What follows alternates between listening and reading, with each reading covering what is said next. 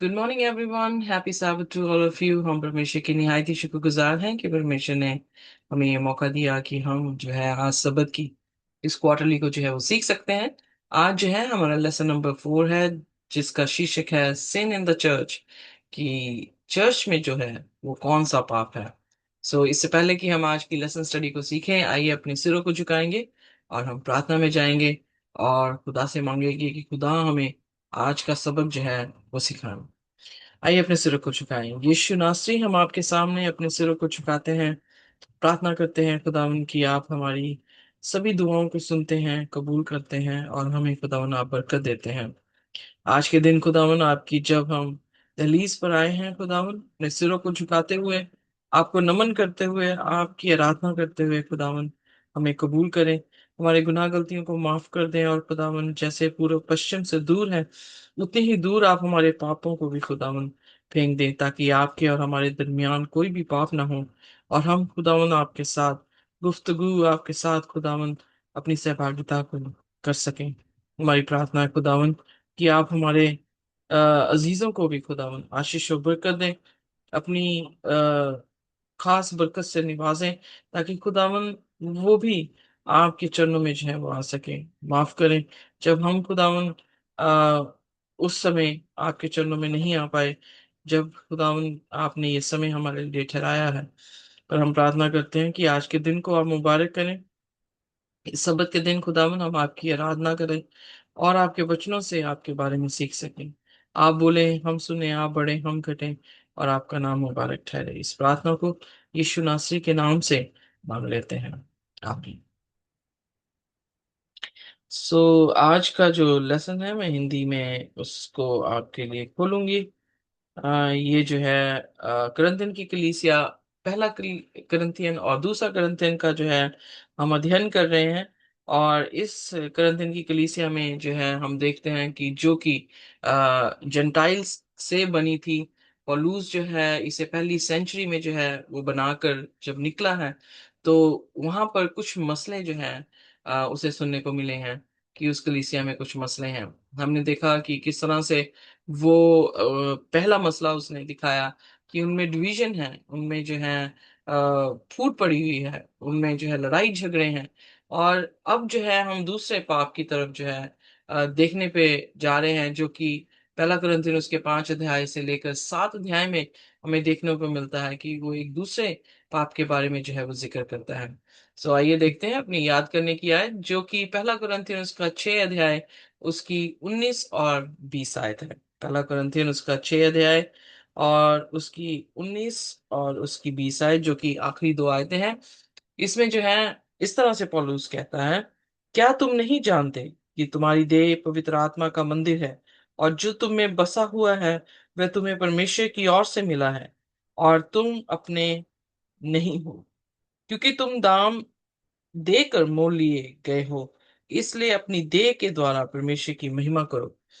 बहुत ही खूबसूरत जो है ये वचन है जो यहाँ पर पौलुस लिखता है। और खास करके जो है वो हमारी देह को जो है वो खुदा का मंदिर कह रहा है। जब हम पुराने नियम को देखते हैं कि खुदा ने किस तरह से वेदी इंसानों के बीच में मध्य में जो है वो बनाने की आज्ञा मूसा को दी, और वहां पर खुदा का जो हुजूरी थी वो सुबह शाम जो है वो देखने को मिली कि किस तरह से बादल का खंबा वो सुबह था और रात को जो है वो आग का खंबा बनकर जो है वो चल रहा था। अब वो वेदी जो है वो नहीं रही है, क्योंकि जब यीशु मसीह का आना होगा, तो यीशु मसीह ने कहा जहां 2 या 3 मेरे नाम से इकट्ठे होंगे मैं उनके बीच में हाजिर होऊंगा। वो वहां पर जो है उसकी वेदी जो है वो बना दी जाएगी। पर यहाँ पे कुरिन्थियन की कलीसिया में पौलुस जो है वो वेदी, ना एक फिजिकल वेदी की बात कर रहा है, ना वो फेलोशिप वेदी की बात कर रहा है, पर यहाँ पर जो है हम खुद उसकी जो है वो वेदी है। बहुत प्रचलित बात है।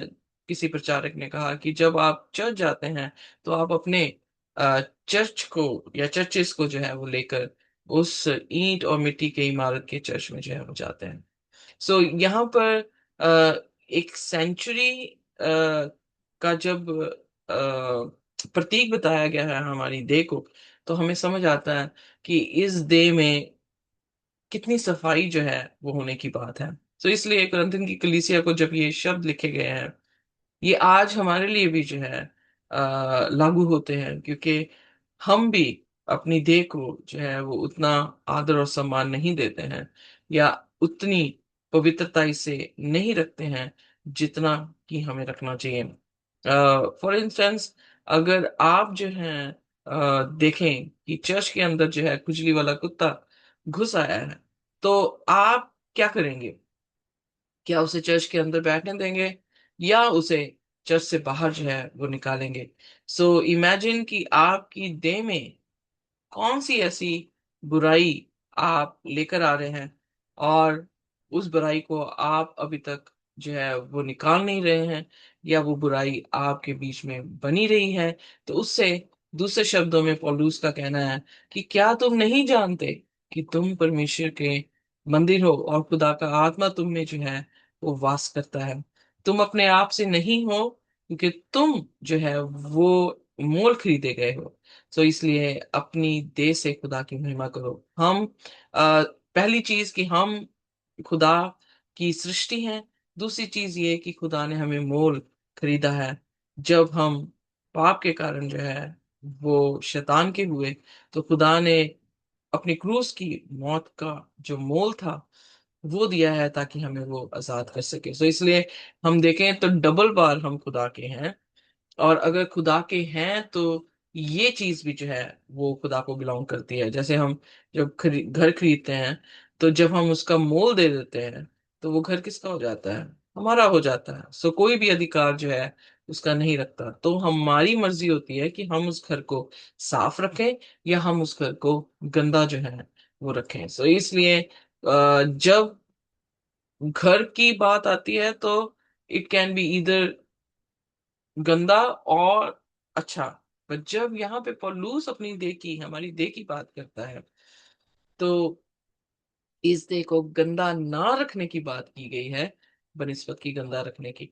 सो इसलिए ये खुदा का मंदिर है, और खुदा के मंदिर को साफ रखना हमारा कर्तव्य है, और उसके जरिए से हम खुदा की जो है वो महिमा कर सकते हैं। इसलिए मैंने कहा कि जो 5 से लेके 7 चैप्टर्स हैं, वो बिल्कुल उनके गुनाहों के बारे में बताता है, उन पाप के बारे में बताता है जो कि डीप रूट, मतलब बहुत गहरे तरीके से जो है उसमें था। और वो पाप का नाम था कि वो व्यभिचार कर रहे थे, सेक्सुअल इमोरालिटी जो है उनके बीच में पाई जाती थी। और ये जो सिन है, ये ऑफेंसिव था, बट इसमें प्राउड भी जो है वो बहुत कर रहे थे कि वो ये काम जो है वो कर रहे हैं। सो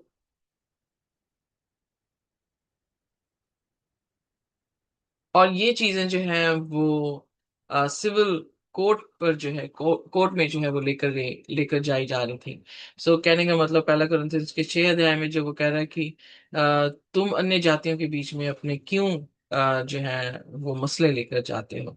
सो उसने फिर यहाँ पर एक क्लियर और बहुत ही डायरेक्ट लैंग्वेज जो है वो इस्तेमाल की है, जो पॉइंट आउट करता है कि ये पाप है, और इस पाप को कैसे डील करना है, और कैसे इससे जो है वो बाहर आना है। सो इसलिए आज जो है हम सीखेंगे कि चर्च में कौन सा ऐसा सिन है, और वो सिन जो कि कंसेंट दे के किया जा रहा है, और कैसे हम इसे इरेडिकेट यानी निकाल सकते हैं, कैसे इसको इंटरनली, इस इंटरनल प्रॉब्लम को जो है वो सॉल्व कर सकते हैं, और हाउ टू अवॉइड, कैसे हम प्रिवेंट कर सकते हैं, या हम इस sin में फंसे ही ना।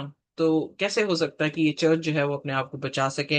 ये तभी हो सकता है जब हम अंडरस्टैंड करें कि हमारी देह खुदा का मंदिर है, उसकी आत्मा हम में वास करती है, और लॉफुली जो है जो फिजिकल इंटीमेसी है उसको मेंटेन जो है वो करें। सो आइए देखते हैं पहली चीज कि सिन जो चर्च में आया, उसका यहाँ पर क्या जो है वो दर्ज किया गया है। पहला कुरिन्थियन उसका 5वां अध्याय और उसकी दूसरी आयत जब हम देखते हैं, तो वहां पे लिखा, और तुम शोक तो नहीं करते जिससे ऐसा काम करने वाला तुम्हारे बीच में से निकाला जाता, परंतु घमंड करते हो। सो यहाँ पर जो की वर्ड है कि उनकी सेक्सुअल इमोरालिटी जो है या व्यभिचार उन चर्च में जो है वो घुसा हुआ है, but they are tolerating in the sense like कि वो इस बात से घमंड करते हैं, कंसेंटेड है। जैसे आप देखेंगे कि वैश्या लोग जो हैं, उनका पेशा है कि वो अपना जिस्म बेचती हैं, और वो इस चीज में घमंड भी करती हैं कि उनका पेशा है। सो बहुत सारी जो है, मैं जाति तौर से तो उनको नहीं मिली हूँ, बट बहुत बार जो है फिल्मों में या डॉक्यूमेंट्रीज में जो है, या सीरीज में जो है उनके बारे में बताया जाता है। आई एम सॉरी अगर मैंने कुछ गलत भी उनके बारे में कहा हो, खुदा माफ करे, बट क्योंकि मैं जाति तौर से नहीं जानती हूँ, बट जो दिखाया जाता है उसमें वो अपने इस पेशे को जो है वो काफी घमंड की तरह जो है वो लेते हैं। और इनफैक्ट अगर हम पहली आयत में देखें तो यहाँ पे लिखा है, यहाँ तक सुनने में आता है कि तुमने व्यभिचार होता है, वरन ऐसा व्यभिचार जो अन्य जातियों में भी नहीं होता, कि एक मनुष्य अपने पिता की पत्नी को रखता है। सो चर्च में भी आ, यहाँ पर जो पौलुस उनकी दशा दिखा रहा है, उस दशा में ये देखने को मिलता है कि अन्य जाति भी नहीं ऐसा करते हैं जैसा चर्च के लोग कर रहे हैं। ये कई चीजें जो है हमारी फैमिलीज में इस तरह से होती हैं कि इस तरह से बातें की जाती हैं हमारी फैमिलीज में, जो अन्य जाति बिल्कुल भी नहीं करता। कई बार जो है घर के मुखिया जो है वो तंग आते हैं कि उन्हें ये सारा परिवार का बोझ उठाना पड़ता है, पर आप देखेंगे अन्य जाति के आदमी जो है वो कर्तव्य समझते हैं, दे फील प्राउड कि वो अपने परिवार को जो है वो खाना खिला रहे हैं। सो ग्रंथियन की कलीसिया बेशक अब मसीह हो गई है, पर उनमें अन्य जातियों से भी बुरा व्यवहार जो है वो किया जा रहा है। हम कई बार अंधे होते हैं, हमें समझ नहीं आती है कि हम किस तरह से अपने परिवारों में व्यवहार कर रहे हैं, और कभी हम सोचते नहीं कि अन्य जातियों के लोग कैसे अपने परिवारों में व्यवहार करते हैं। सो इसलिए जो कंडीशन है चर्च की, फर्स्ट सेंचुरी की कंडीशन जो चर्च की है, क्योंकि हम जब प्रेरितों के काम में देखते हैं किस तरह से वो आग से भरे हुए हैं, किस तरह से जो है वो काम आगे जो है वो चल रहा है, और मुआवजे हो रहे हैं और लोग जो हैं जिलाए जा रहे हैं, तो हम कई बार एक्साइटेड होते हैं कि चर्च में ये पावर है, चर्च जो है ये सारी चीजें करता है। बट हम ये भूल जाते हैं कि जब हम करंथियन की कलीसिया में आते हैं तो वो कैसे कैसे पाप कर रहे हैं। सच्चाई होने के बावजूद, उनके पास सच्चाई है बनिस्बत की अन्य जातियों के पास, सच्चाई होने के बावजूद वो हाई डिग्री का सिन जो है वो कर रहे हैं under the banner of the church. और हम कई बार रियलाइज नहीं करते कि जो आउटसाइडर है या अन्य जाति का इंसान है जिसके पास सच्चाई नहीं है, उसके पास ज्यादा अच्छा कॉन्शियस है, जिससे वो अपने कर्तव्यों को बड़ी अच्छी तरह से निभा रहा है। और कलीसिया इस बात से घमंड कई बार करती है क्योंकि वो इस बैनर पे आ जाती है। वो बैनर उनके लिए ज्यादा जो है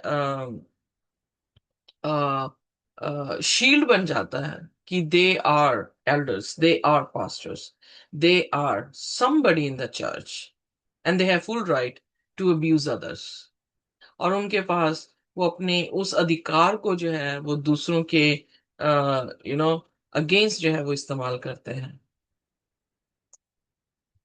सो सेक्सुअल इमोरालिटी जो है चर्च में आज भी पाई जाती है, और बड़े ऊंचे पैमाने में पाई जाती है। जो कि पोस्ट में, जिन पोस्ट में वो बैठे हैं, आ, उसके नीचे जो है वो अपना अधिकार जो है वो चलाते हैं। आप देखेंगे कि इवन गैर जातियों में भी कुछ ऐसे केसेस जो हैं वो सामने आए जिन्होंने शोषण किया, जिन्होंने औरतों के साथ व्यभिचार किया धर्म के नाम से। सो हमारी कलीसिया कहाँ पे आज खड़ी है? क्या हम भी अ, वैसे गुनाह कर रहे हैं जो अन्य जाति भी नहीं करते हैं?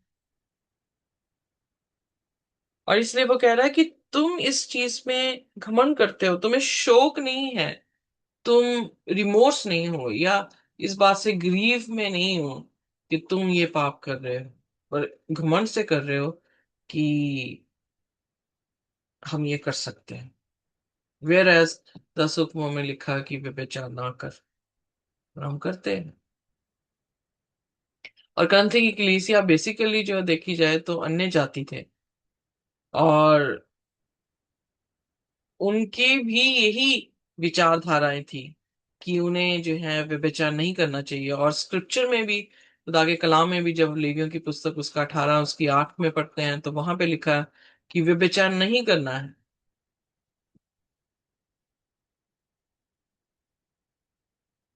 अगर वो सभी तरफ से इंफॉर्मेशन ले रहे हैं, मतलब अपने पिछले धर्म से भी इंफॉर्मेशन लेकर आए हैं, इस धर्म धर्म में भी, नॉट धर्म एक्चुअली बट यीशु मसीह के अगर पास वो आए हैं, नजात पाने के लिए आए हैं, वहां पर भी उन्हें पता लग रहा है कि व्यभिचार नहीं करना चाहिए, तो वो इस इंफॉर्मेशन को लेके कैसे चल रहे हैं?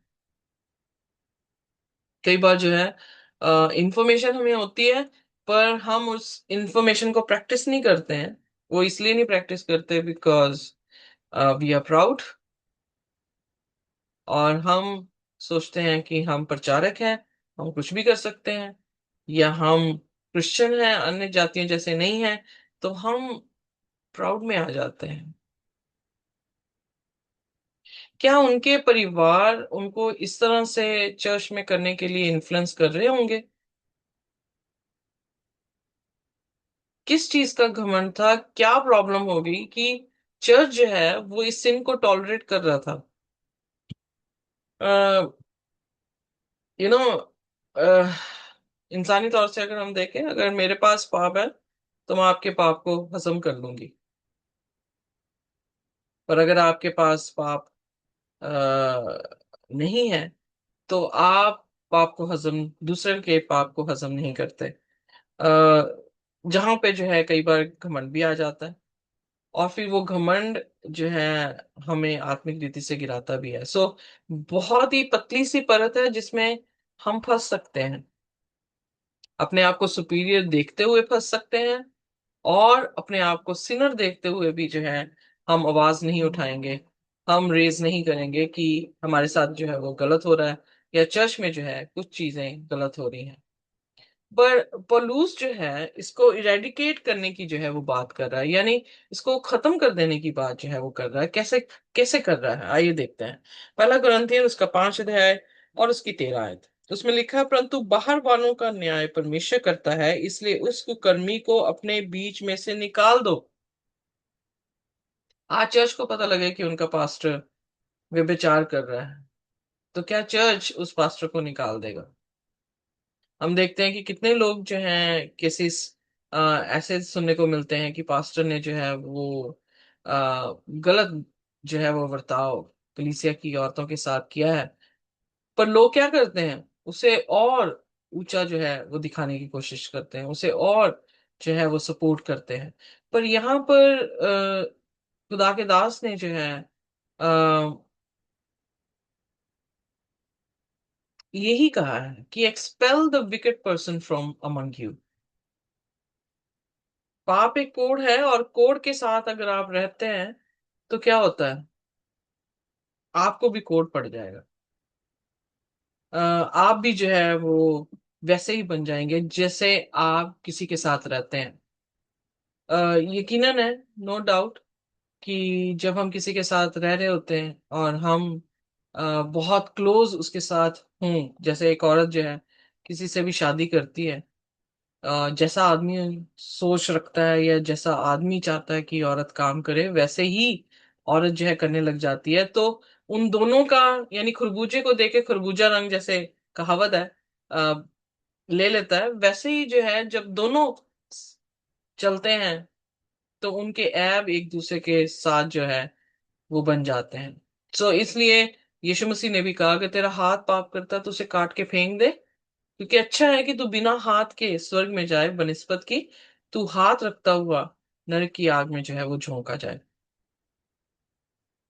सो ये पाप जो थे, जैसे हमें देखने को मिलता है कि ये पब्लिक नॉलेज में थे कि ये पाप कर रहे हैं, और कंसेंट था उनका कि ये पाप कर सकते हैं,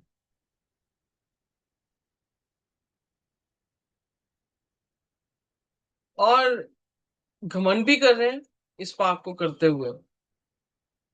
तो इसलिए अर्जेंट कुछ ऐसा चाहिए था मेजर जो इस डैमेज को जो है वो प्रिवेंट कर सके, और वो मेजर शुड बी टेकन, उसको जो है वो लेना था। तो वो लेने का मतलब यही था जो तीसरी आयत में जो है, पहला कुरिन्थियन 5 इसकी 3 में लिखा, मैं तो शरीर के भाव से दूर था परंतु आत्मा के भाव से तुम्हारे साथ होकर मानव उपस्थिति की दशा में ऐसे काम करने वाले के विषय में ये आज्ञा दे चुका हूं। सो ऑलरेडी उसने जो है ये आज्ञा दी है कि ऐसे लोग जो ऐसे काम करें उनके साथ कैसा करना चाहिए। सो 11वीं आयत में लिखा, मेरा कहना यह है कि यदि कोई भाई कहलाकर व्यभिचारी या लोभी या मूर्ति पूजक या गाली देने वाला या पियक्कड़ या अंधेर करने वाला हो तो उसकी संगति मत करना, वरन ऐसे मनुष्य के साथ खाना भी ना खाना। क्या हम ऐसे करते हैं? It was quite clear and direct words कि पॉलुस जो किसी भी तरह से गाली गलौज कर रहे हैं, किसी भी तरह से अंधेर कर रहे हैं, व्यभिचार कर रहे हैं या लोभी हैं, उनकी संगति, उनको पहली चीज तो उनके साथ संगति नहीं करनी, दूसरी चीज कह रहा है कि उनके साथ खाना भी नहीं। सो यानी एसोसिएशन जो है उस इंसान के साथ नहीं करने की जरूरत है। कई बार मैं देखती हूँ कि हमारे कल्चर का जो नॉर्म्स है या प्रेशर है, वो कई बार जो है औरतों को मजबूर करता है कि वो कुछ ऐसे लोगों के साथ जो कि उनके पति हैं उनके साथ रहने के लिए उन्हें उन्हें जोर देता है। बट बाइबल में जब हम देखते हैं तो कोई जोर नहीं है। अगर हम जानते हैं कि वो व्यक्ति अंधेर करने वाला है, अगर वो गाली गलौज करने वाला है, अगर वो किसी तरह से भी लोभी है, इवन मूर्ति पूजक है या व्यभिचारी है या पीने वाला शख्स है, औरत बाउंड नहीं है कि वो उसके साथ रहे। और औरत को ये सारे चर्च मेंबर्स को कह रहा है कि उसके साथ अपनी एसोसिएशन कट ऑफ कर दी जाए, उसके साथ खाएं भी ना। तो वो सिर्फ आदमियों के लिए कैसे लागू हो सकता है, औरतों के लिए भी लागू है। सो इसलिए यहाँ पर जो है वो साफ साफ जो बात यहाँ पे कह रहा है कि ऐसे पाप करने वालों को जो व्यभिचार करते हैं उन्हें एक्सपेल कर दिया जाए। और आइए देखते हैं जब हम पहला कुरिन्थियंस का 5 उसकी दूसरी आयत में और उसकी 5वीं और 13वीं आयत में देखेंगे। और तुम शोक तो नहीं करते जिससे ऐसा काम करने वाला तुम्हारे बीच में से निकाला जाता, परंतु घमंड करते हो। सो पाप भी कर रहे हैं पर घमंड के साथ कर रहे हैं। शरीर के विनाश के लिए शैतान को सौंपा जाए ताकि उसकी आत्मा प्रभु यीशु के दिन में उधार पाए। सो यहाँ पर जो हैंड हिम ओवर टू सेटन, उन लोगों के लिए बात की गई है जो सिन को चैरिश कर रहे हैं, जिन्होंने वॉलंटियर चूज किया है या खुद से चूज किया है कि वो अपने आप को शैतान के योक के नीचे जो है वो रखेंगे। और फिर 13वीं आयत में, परंतु बाहर वालों का न्याय परमेश्वर करता है, इसलिए उस कुकर्मी को अपने बीच में से निकाल दो। सो जो वॉलंटियर पाप कर रहे हैं, कंसेंट दे के पाप कर रहे हैं, I mean it is consented sin है, पब्लिकली अवेयर है सभी, बट वो इस चीज में घमंड कर रहे हैं कि वो ये पाप कर रहे हैं। तो खुदा के वचन में उन लोगों के लिए कहा गया है कि उन्हें अपने जिंदगियों से, अपने चर्च से निकाल दिया जाए। पर क्या आज का चर्च उन लोगों को निकाल रहा है? या उनको चेरिश कर।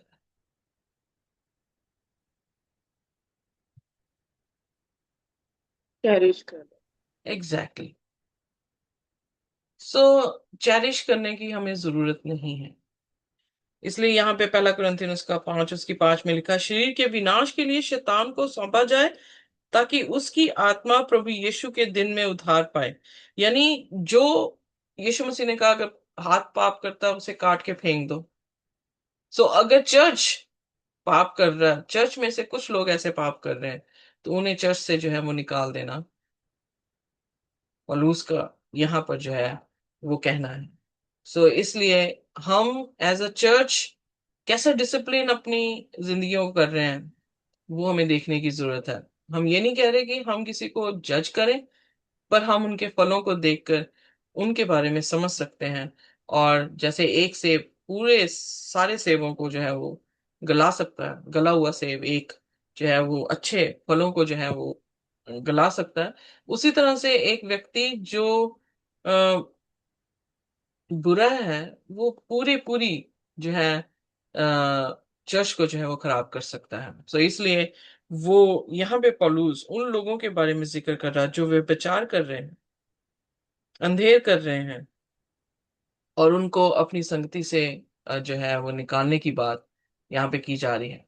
तो आइए देखते हैं पहला कुरिन्थियन उसका 6 उसका पहला वचन, क्या तुम में से किसी को ये हियाव है कि जब दूसरे के साथ झगड़ा हो तो फैसले के लिए अधर्मियों के पास जाएं और पवित्र लोगों के पास ना जाएं।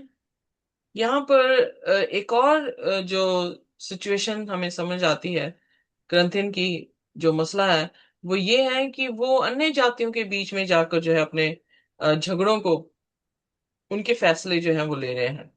और दूसरी आयत में लिखा, क्या तुम नहीं जानते कि पवित्र लोग जगत का न्याय करेंगे?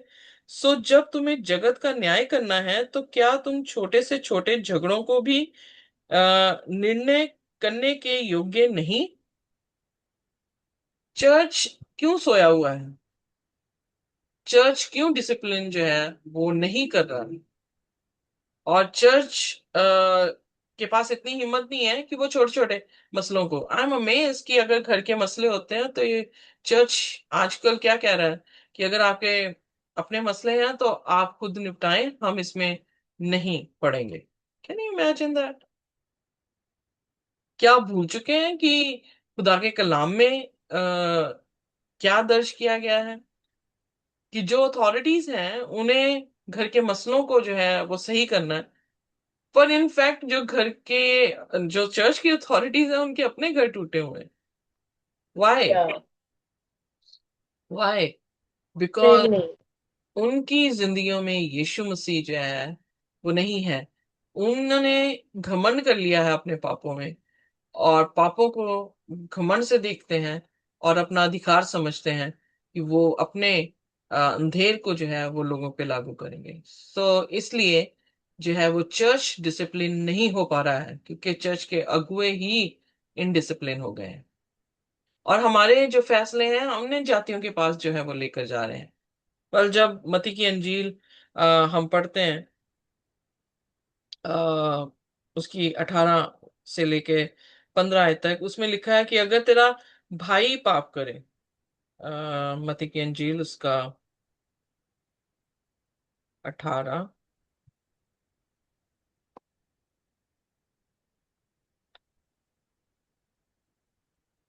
उसकी 15 आयत से लिखा है, यदि तेरा भाई तेरा अपराध करे तो जा और अकेले में बातचीत करके उसे समझा। यदि वह तेरी सुने तो तूने अपने भाई को पा लिया। यदि वह ना सुने तो और एक दो जन को अपने साथ ले जा, कि हर एक बात दो या तीन गवाहों के मुंह से ठहराई जाए। यदि वह उनकी भी ना माने तो कलीसिया से कह दे, परंतु यदि वह कलीसिया की भी ना माने तो उसे अन्य जातियों और महसूल लेने वालों के ऐसे ऐसा जान। सो यानी जो चर्च की नहीं मान रहा, यहां पर भी क्या मसला चल रहा है कि चर्च की नहीं मान रहे तो वो किसके पास जा रहे हैं? चर्च के पास अथॉरिटी क्यों नहीं है कि वो चर्च की मान ले? कहीं ना कहीं चर्च भी जो है वो वो भी हो गया है। आइडेंटिटी। हम्म। और इसलिए उनके बीच में क्या हुआ, पहली चीज डिवीजन होगी, किसको लेके, कि अपने अपने जो प्रीचर्स थे उनके साथ जो है उन्होंने अपने नामों को जोड़ना शुरू किया। जबकि प्रीचर्स, हमने पिछली बार देखा कि वो भी खुदा के सेवक हैं। काम किसके लिए कर रहे हैं, खुदा के लिए कर रहे हैं। उनका काम क्या है कि इंसानों को खुदा के साथ जोड़ना। पर इंसान जो है वो किसके साथ जुड़ रहा है, सेवकों के साथ जुड़ रहा है। क्या तुम हम्म। पौलुस के हो, क्या तुम पतरस के हो, क्या तुम अपोलोस के हो। उसने कहा हम तुम्हारे लिए नहीं मरे हैं, यीशु मसीह तुम्हारे लिए मरा, इसलिए तुम यीशु मसीह के हो। और इसीलिए यहां पर भी याद करने की आयत है कि तुम मोल खरीदे गए हो और तुम उसके हो। तुम्हारी देह खुदा का मंदिर है, यानी ये मोल खरीदी गई देह है और ये उसकी है। हम सिर्फ इसकी टेक केयर कर रहे हैं, as long as we are alive हम उसकी टेक केयर कर रहे हैं। सो इसलिए हम किस चीज का घमंड करें, हम तो खुद मिट्टी हैं, आज हैं कल नहीं होंगे। जी। और ये मसले ये लोग जो हैं अपने मसलों को सुधार नहीं पा रहे, क्योंकि आ, दूसरे की आंख का लट्ठा देख रहे हैं, अपना तिनका नहीं निकाल रहे। तो इस कंडीशन में जो है हम अपनी अपनी चीजों में घमंड करने लग जाते हैं, शारीरिक बन जाते हैं, और फिर हम शैतान के हाथों में अपने आप को सौंप देते हैं। इनफैक्ट खुदा जो है इस चीज को देखकर जो है काफी निराश होता है। और पौलुस भी निराश हुआ, और उसने जो है यहाँ पर इस तरह से उनसे कहा, क्या तुम नहीं जानते हो कि पवित्र लोग जगत का न्याय करेंगे। जो कि हम प्रकाशित वाक्य उसके 20 अध्याय में ये देख चुके हैं कि वो किस तरह से किताबें उनके सामने खुली। तीसरी आयत जो कि पहला कुरिन्थियों का 6वें अध्याय की है, क्या तुम नहीं जानते कि हम स्वर्गदूतों का न्याय करेंगे, तो क्या संसारिक बातों का निर्णय ना करें। सो यदि तुम्हें संसारिक बातों का निर्णय करना हो, तो क्या उन्हीं को बैठाओगे जो कलीसिया में कुछ नहीं समझे जाते। मैं तुम्हें लज्जित करने के लिए ये कहता हूं, क्या सचमुच तुम में एक भी बुद्धिमान नहीं मिलता जो अपने भाइयों का निर्णय कर सके। वरन भाई भाई के मुकदमा होता है तो वह भी अविश्वासियों के सामने।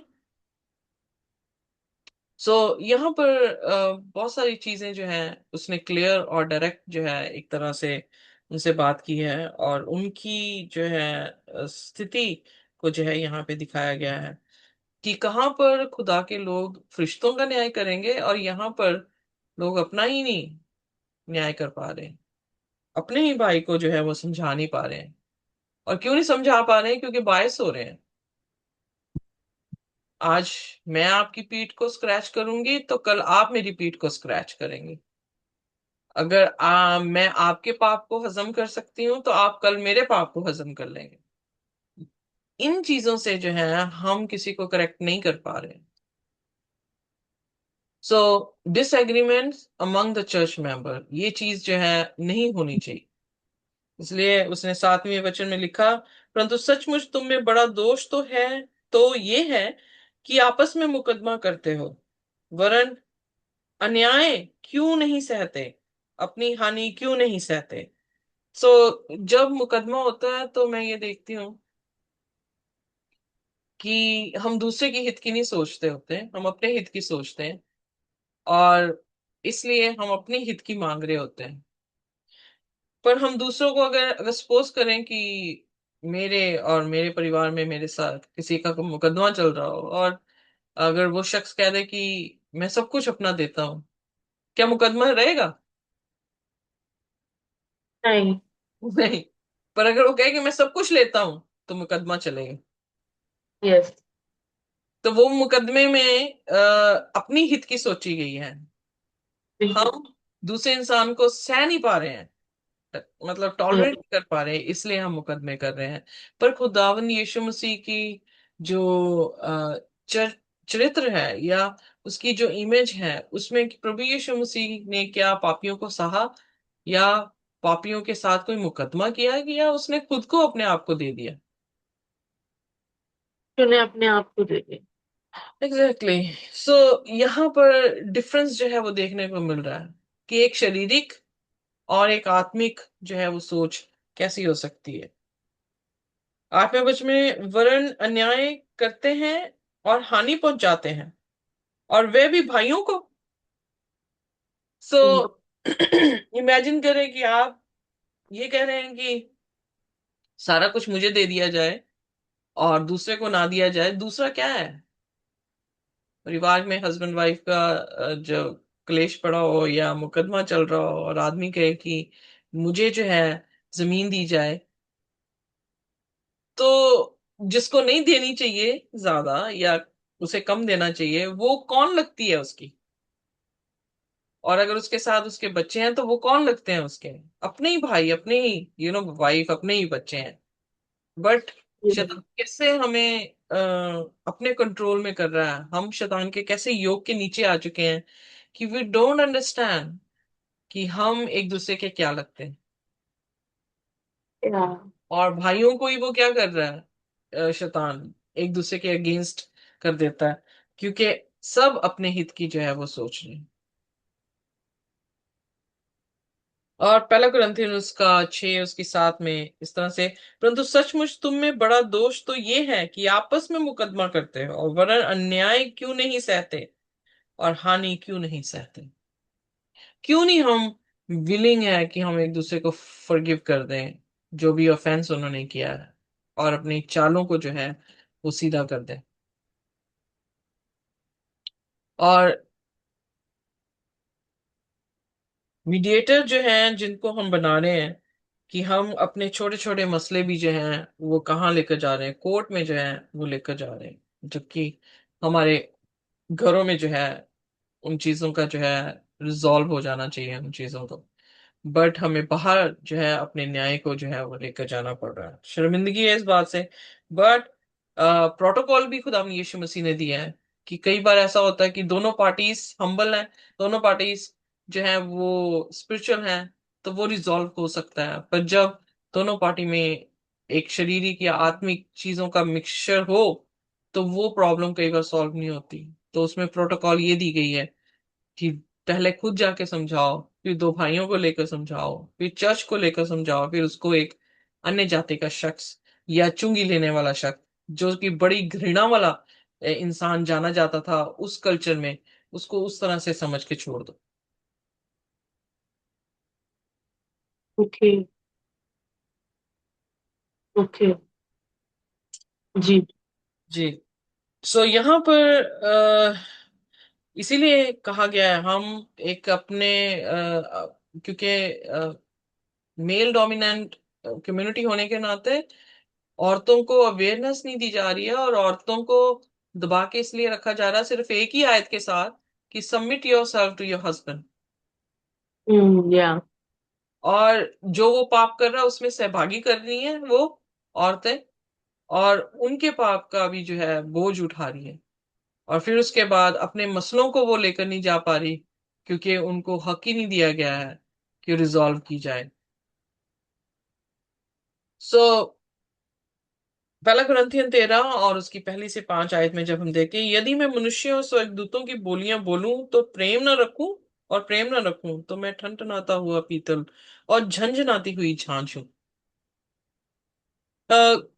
क्रिश्चियन चर्च के बैनर के नीचे आना ही आप हमारा उद्धार नहीं है। हमारा उद्धार है अगर हम खुदा के कलाम के अनुसार अपने जीवन को चलाते हैं। तो चाहे मैं कितनी भी अन्य भाषाएं बोलूं, कितना भी यू नो अपने आप को ऊंचा दिखाने की कोशिश करूं, या चर्च में सबसे ऊंची उपाधि में बैठी हूं, पर अगर मेरे में प्यार नहीं है, सहने की शक्ति नहीं है, तो मैं ठनठनाता हुआ पीतल और झंझनाती हुई झांझ हूं। और यदि मैं भविष्यवाणी कर सकूं और सब भेदों और सब प्रकार के ज्ञान को समझूं, और मुझे यहां तक पूरा विश्वास हो कि मैं पहाड़ों को हटा दूं, परंतु प्रेम न रखूं, तो मैं कुछ भी नहीं। यदि मैं अपनी संपूर्ण संपत्ति कंगालों को खिला दूं और अपनी देह जलाने के लिए दे दूं और प्रेम न रखूं, तो मुझे कुछ भी लाभ नहीं। प्रेम धीरजवंत है और कृपाल है, प्रेम डा नहीं करता, प्रेम अपनी बड़ाई नहीं करता और फूलता नहीं। जो इंसान आई थिंक मैरिज में या किसी भी रिलेशनशिप में हम देखते हैं कि जो इंसान जलन रखे या फूलता रहे और अपनी ही बढ़ाई करता रहे, आई थिंक वो टॉक्सिक रिलेशनशिप है। और हम उस रिलेशनशिप से जो है हमें बाहर आ जाना चाहिए। पांचवी आयत में, वे अनरीति नहीं चलता और अपनी भलाई नहीं चाहता, झुंझुलाता नहीं, बुरा नहीं मानता, कुकर्म से आनंद नहीं होता, परंतु सत्य से आनंदित होता है। वह सब बातें सह लेता है और सब बातों की प्रतीति करता है, सब बातों की आशा रखता है, सब बातों में धीरज धरता है। वाह, it's non else but Christ. जो भी यहाँ पे उसके करेक्टर्स दिए गए हैं उस शख्स के, जो खुदा के प्रेम से भरा है, वो करेक्टर खुदा के करेक्टर हैं, खुद खुदा है।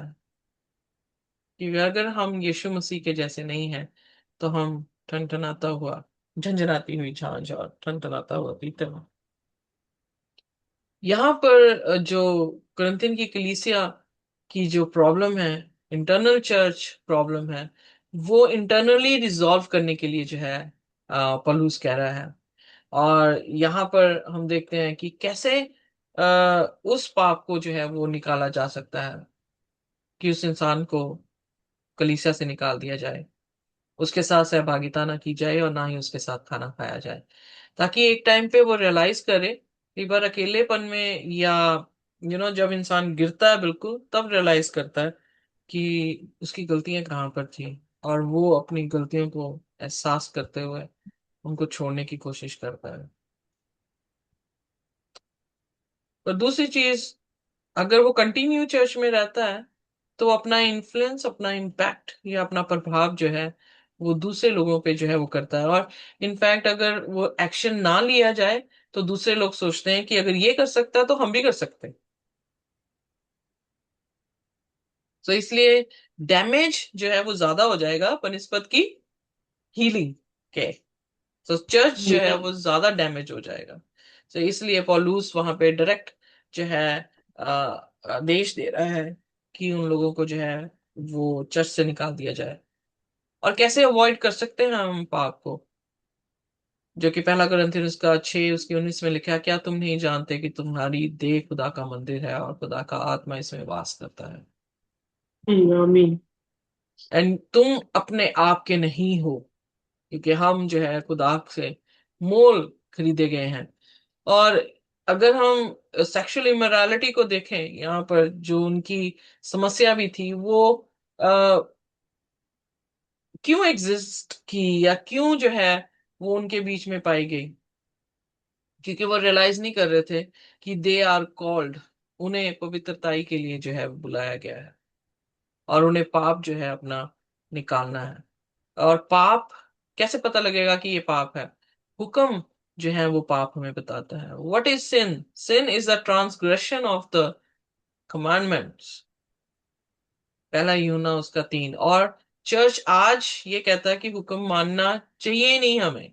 तो पाप कैसे पता लगेगा? अगर पाप एक्सक्लूड नहीं हुआ हमारी जिंदगी से, होलीनेस कैसे आएगी? और अगर होलीनेस नहीं आई तो हम खुदा के मंदिर कैसे बनेंगे? सो द जी स्मॉलेस्ट यूनिट जो है, चर्च ने वही एलिमेंट जो है या वही इंग्रेडिएंट जो है साल्वेशन का निकाल के बाहर फेंक दिया।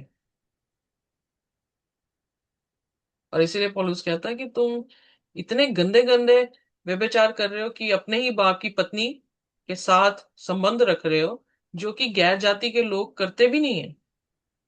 हैरान होते हैं कई बार हम कि चर्च में रहने वाले लोग वो चीजें बोल जाते हैं जो गैर जाति के लोग नहीं बोलते। जैसे मैंने एग्जांपल दी कि अगर चर्च के लोग अपने फैमिली को ये कहें कि तुम बोझ और मैं तुम्हारे लिए ये सब कुछ कर रहा हूँ, गैर जाति के आदमी जो है वो बड़ी खुशी से अपने परिवार को रोटी खिलाते हैं, कभी बोलते नहीं है। जी बिल्कुल।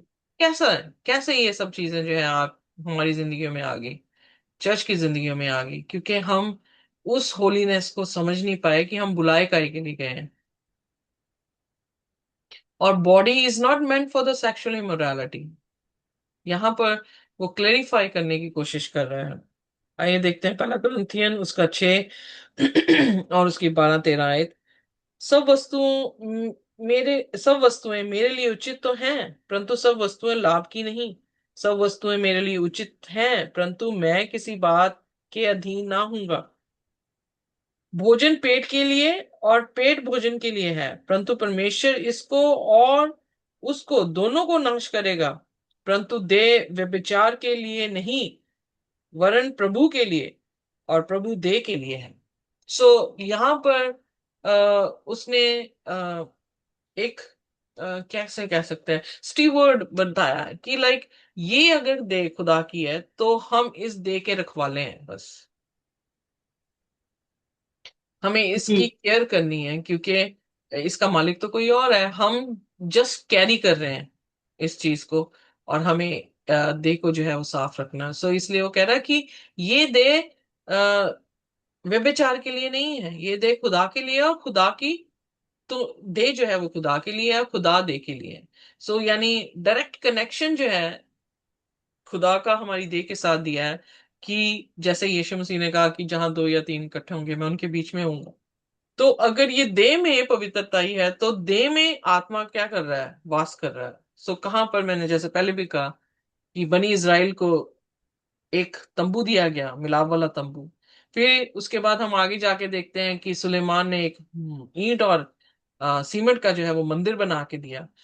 फिर यीशु मसीह दो तीन जन के बीच में आने के प्रतीक को एक मंदिर के रूप में दिखा रहा है। पौलुस और भी आगे चला गया कि हम जो है वो खुदा के क्या हैं, हम ही खुदा के मंदिर।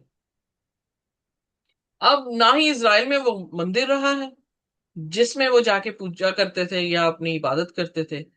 अब मंदिर क्या बन गया, इसीलिए उनका मंदिर री एस्टैब्लिश ही नहीं हो रहा, क्योंकि अकॉर्डिंग टू द गॉस्पेल हमारी देह मंदिर बन गया है। यीशु मसीह हर देह में आके वास कर रहा है। एक जगह, एक पर्टिकुलर लिमिटेड जगह पे जो है वो वास नहीं है खुदा का। अब वो हर जिंदगियों में वास कर रहा है आत्मा के जरिए से। पहले भी कर रहा था, पर प्रतीक था, क्योंकि वो मंदिर की हर एक आर्टिकल जो है वो यीशु मसीह को दिखा रहे थे, और यीशु मसीह के आने पे वो सारी चीजें फुलफिल हुई हैं। तो वो यीशु मसीह ही मंदिर था, और यीशु मसीह अब हम में वास जब कर रहा है तो हमारा देह उसका क्या बन गया है, मंदिर, क्योंकि उसने मोल खरीद लिया है ये गेटिंग में। जी।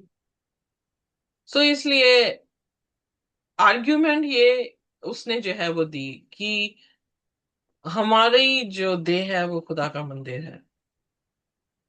और फिर साथ में वो ये भी कहता है कि हम सभी जो हैं इस देह के क्या हैं, अंग हैं। और ये अंग जो हैं वो क्या है, एक दूसरे के साथ मिले हुए हैं। तो इसमें हमारी सहभागिता सेक्सुअल इमोरालिटी के साथ कैसे हो सकती है, या व्यभिचार के साथ जो है वो कैसे हो सकती है। So correct. We should make sure कि ये भी देह हमारी अपनी नहीं है, हवा भी हमारी अपनी नहीं है, जमीन भी हमारी अपनी नहीं है, खुदा की सब दी गई है। और हमारी रखवाली में खुदा ने दी है कि हम उसकी जो है वो टेक केयर करें।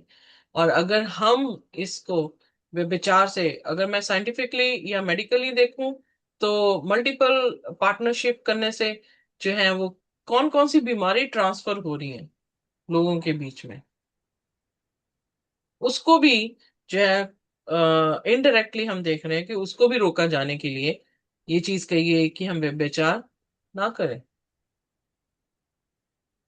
या। पर साथ ही साथ में जब हम 7वें अध्याय में आते हैं तो वो सेक्सुअलिटी को लॉफुल भी दिखा रहा है, यानी अपने ही पार्टनर के साथ जो हम संबंध बना रहे हैं उसको वो लॉफुल कह रहा है, यानी ये राइट है। आइए देखते हैं पहला कुरिन्थियन उसका 7 अध्याय और उसकी दूसरी आयत। परंतु व्यभिचार के डर से हर एक पुरुष की पत्नी और हर एक स्त्री का पति हो। दिस इज लॉफुल, यानी खुदा ने यही चीज बनाई है कि एक आदमी की एक औरत, और एक औरत का एक आदमी जो है वो हो। और इससे जो है बहुत सारी चीजों जो समस्याएं हैं या जो ट्रबल्स फैमिलीज में आती हैं, वो सारी ट्रबल्स जो है वो खत्म हो जाती हैं। इमेजिन करें कि अगर मैं अपने आदमी को सिर्फ देख रही हूँ और आदमी मुझे देख रहा है और हम we are in love with each other, तो दूसरा इंसान कैसे अंदर आ सकता है जब देखा ही नहीं किसी को हमने, अट्रैक्ट ही नहीं होंगे किसी वे, तो वो शख्स हमारी जिंदगी में कैसे आ सकता है? सो लॉफुली तो क्या है कि खुदा ने एक आदम को एक औरत या हवा दी थी, एक ही हड्डी से एक हवा जो है वो बनाई गई है। तो खुदा के प्लान के अनुसार जो सेक्सुअल रिलेशनशिप है वो भी क्या होना चाहिए, अपने आदमी के साथ जो है वो होना चाहिए। और यहाँ जी। पर जो वो कहता है 7 अध्याय की पहली आयत, उन बातों के विषय में जो तुमने लिखी, ये अच्छा है कि पुरुष स्त्री को ना छुए। यानी इसका मतलब ये नहीं कि हस्बैंड जो है वो अपनी औरत को ना छुए, इसका मतलब कि सेक्सुअल इमोरालिटी की तरफ ना जाए।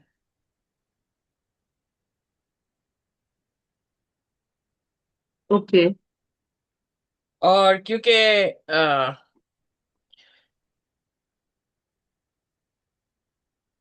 पौलुस 7वें अध्याय में इसी चीज के बारे में जो है वो वर्णन कर रहा है, और इसीलिए वो कह रहा है कि सिंगल रहने की बात कर रहा है। पर अगर तुम पैशन में हो या तुम अपने डिजायर्स को जो है अ, जल रहे हो उस डिजायर में, तो वो कह रहा है कि तुम बेटर है कि तुम क्या कर लो, शादी कर लो। क्योंकि शादी के बीच में सेक्सुअल एक्ट जो है वो लॉफुल है, और शादी के बाहर जो है उसे सेक्सुअल इमोरालिटी जो है वो कहा जाता है। और फिर या। ये भी कहा कि पति अपनी पत्नी का हक पूरा करे, और वैसे ही पत्नी भी अपने पति का हक। सो किसी भी तरह से अवॉइड ना किया जाए जो सेक्सुअल अर्ज नेचुरली खुदा ने आदमी और औरत के बीच में डाली है, उन चीजों को जो है वो फुलफिल करना एक दूसरे का जो है यू नो हक बनता है। पर वो हक तभी लिया जाएगा जब प्यार होगा, जब अच्छे शब्द से यू नो नवाजा जाएगा एक दूसरे को, जब एक दूसरे की पूरी तरह से रिस्पेक्ट की जाएगी, जब उस रिलेशनशिप में ट्रांसपेरेंसी जो है चीजों की होगी, तो अल्टीमेटली क्या होगा, जो हक उनके बनते हैं वो दिए जाएंगे। इमेजिन कि अगर मैंने इस घर की जमीन को मोल नहीं खरीदा है, तो क्या मैं अपना घर इस जमीन पे बना लूंगी? नहीं। तो मोल कैसे हम खरीदते हैं? अगर मुझे किसी से प्यार करना है, तो मैं उसको अपना पहले बनाऊंगी। अपना कैसे बनाऊंगी? वो मोल मुझे देना पड़ेगा। वो मोल कैसे दूंगी मैं? कुछ अपने अच्छे शब्द दे के, कुछ उसके लिए सेक्रीफाइसेस करके, और उसे हर ढंग से ये दिखा के कि आई लव यू, और तुझे छोड़ मैं किसी और को नहीं चाहती हूँ। Are you getting me? So ऐसे ही मैं खरीदूंगी उसको अपने लिए। और जब वो शख्स मेरा बनेगा, तो डेफिनेटली है कि मैं हर चीज उससे पालूंगी जो चीज मेरे हक की है। पर कई बार ऐसा होता है कि औरतें जो हैं हक नहीं देती हैं आदमियों को, और आदमी भी जो है वो अपने जिस्म का हक जो है अपनी औरत को नहीं देता है, और इससे जो है डिफरेंसेस होते हैं, और फिर उसके बाद व्यभिचार यानी दूसरे शख्स की एंट्री जो है वो होनी शुरू हो जाती है। सो बेटर है कि उस मोमेंट तक पहुंचने के लिए अच्छा ये है कि डिवोर्स कर देना चाहिए, and then you go for another person. Am I right? Right. बनिस्बत कि आप उसका भी हक मारे और उसे इस पॉइंट पे लेकर आए कि वो जो है व्यभिचार की तरफ ध्यान दे, तो बेटर है कि अगर टॉक्सिक है इन्वायरमेंट और शख्स जो है वो खुदा के कलाम के अनुसार नहीं है, तो I think it's better to get divorce. Sorry, church जो है वो डिवोर्स को नहीं पसंद करता, खुदा भी डिवोर्स को पसंद नहीं करता, आई डू एग्री। बट जब हम यहाँ पर देखते हैं कि अगर ये चीजें, या अंधेर करने वाला शख्स है, व्यभिचारी है, मूर्त पूजा है, तो पौलुस उसे कह रहा है कि उसे क्या कर दिया जाए, उसे छोड़ दिया जाए, उसके साथ खाना भी नहीं खाना चाहिए, एसोसिएशन नहीं रखनी चाहिए। तो फिर अल्टीमेटली क्या हो रहा है? अगर यही परिवार में हस्बैंड और वाइफ के साथ हो रहा हो तो अल्टीमेटली क्या होगा? डिवोर्स। पहला कुरिन्थियनुस का 7 अध्याय और उसकी 6 से 8 में लिखा, परंतु मैं जो ये कहता हूं वह अनुमति है, ना की आज्ञा। मतलब हुक्म नहीं है खुदा का, पर अलाउ किया खुदा ने कि ये वो बोले। मैं ये चाहता हूं कि जैसा मैं हूं वैसा ही सब मनुष्य हूं, परंतु हर एक को परमेश्वर की ओर से विशेष विशेष वरदान मिले हैं। किसी किसी किसी को किसी प्रकार का, और किसी को किसी और प्रकार का। परंतु मैं अविवाहितों और विधवाओं के विषय में कहता हूं कि उनके लिए ऐसा ही रहना अच्छा है जैसे जैसा मैं हूं, क्योंकि पौलुस सिंगल है तो वो कह रहा कि तुम भी सिंगल रह लो। परंतु यदि वे संयम ना कर सके तो विवाह करें, क्योंकि विवाह करना कामातुर रहने से भला है। सो यहाँ पर उसने जो है शादी को जो है एक सोल्यूशन दिया है कि अगर हम अपने पैशंस को नहीं कंट्रोल कर पा रहे हैं तो बेटर है कि हम जो है वो शादी करें। फिर 32 से 34, सो मैं ये कहता हूं कि तुम्हें चिंता ना हो। अविवाहित पुरुष प्रभु की बातों की चिंता में रहता है, और प्रभु को क्यों कर प्रसन्न रखे। परंतु विवाहित मनुष्य संसार की बातों की चिंता में रहता है कि अपनी पत्नी को किस रीति से प्रसन्न रखे। सो उसने जो है अ, सिर्फ ये अंडरस्टैंड कराने की कोशिश की है कि इंसान अगर सिंगल सिंगल है तो उसके पास रिस्पॉन्सिबिलिटीज जो है वो कम है। अगर वो विवाहित है तो वो अपनी वाइफ के बारे में ज्यादा सोचेगा, तो वो मिनिस्ट्री जो है वो नहीं कर पाएगा। इसलिए उसने कहा कि सिंगल जो है वो रहना अच्छा है। पर अगर आप अवॉइड नहीं कर पा रहे टेम्पटेशन, तो it is better to get married. So इसलिए इस कदर पौलुस जो है करंथिन की कलीसिया में जो व्यभिचार के मसले थे उनके बारे में जो है डायरेक्ट बातें उनसे कहता है। और हमारे लिए भी आज यही शिक्षा है कि पहली बात कि व्यभिचार ना करें, और व्यभिचार को हम कैसे जो है अवॉइड कर सकते हैं, ये समझते हुए कि खुदा ने हमें मोल खरीदा है और ये देह खुदा की है। इसलिए हम किसी भी तरह से अशुद्ध चीजें जो है इस देह में ना लेकर आए। खुदा में आशीष और बरकत दे। आइए अपने सिरों को झुकाएंगे और हम प्रार्थना में जाएंगे। कोई भी जन जो है वो हमारे लिए प्रार्थना कर सकता है।